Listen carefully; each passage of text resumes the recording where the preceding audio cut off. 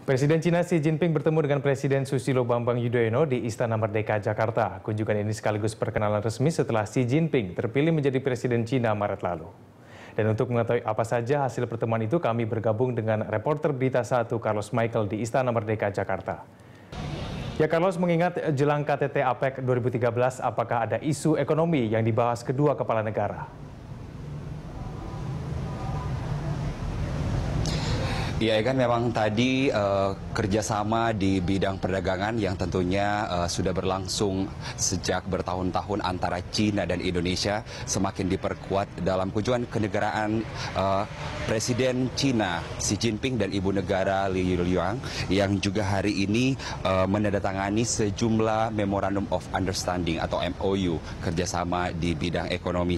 Di antaranya ada kerjasama ekonomi pembangunan untuk 5 tahun ke depan dan berbagai kerjasama di bidang ristek dan juga kerjasama ekonomi pariwisata kreatif. Dan hari ini memang Presiden Susilo Bambang Yudhoyono dan Presiden Republik Rakyat Cina juga menandatangani sejumlah kesepakatan dan berbicara tentang berbagai isu mengenai isu ekonomi dan juga isu-isu menyangkut APEC, PBB dan juga kawasan ASEAN.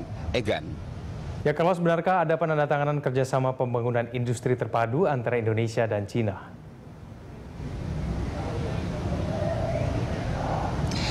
Iya, tadi ada penandatanganan MOU antara Kementerian Ekonomi dan juga Menteri Koordinator Perekonomian Hatta Rajasa dengan pihak China, disaksikan oleh Presiden Susilo Bambang Yudhoyono.